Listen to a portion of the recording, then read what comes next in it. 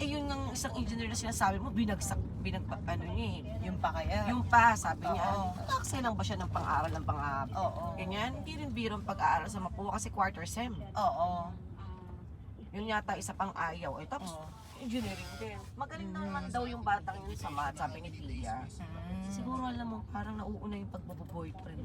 Kaya nga. Kasi nung na-meet ko yun, biruin mo, Mars, kung ako magulang galing sila sa birthday ni Victoria, alas 2, parang alauna ng madaling araw, luluwas pa daw ng Maynila. Tapos ko, Sofia, siya lang mag-isa, tapos lasing-lasing pa na kayo nakainom. Oo. Tapos ang suot ganyan, hindi ko matake, hindi ko maano na, sabi ko, syempre cargo namin, sinundo namin sa labasan, sabi ko, umuwi ka. Inatid namin dyan sa may SMA, nasakyan daw siyang ganung oras. Ako sure ba? Tapos sabi ko, Pia, alam mo Mars naman, imagine mo, hindi ko siya, pero kaibigan siya ng anak mo. Parang hanggang makauwi siya, sabi ko, Pia, nasa condo na ba sa Manila? Ganun parang hindi ka makatulog na may iniwang kang bata na, kasi,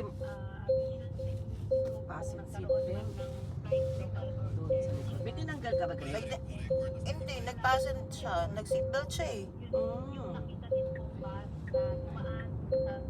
Nag-seatbelt, parang sinuot niya yung seatbelt.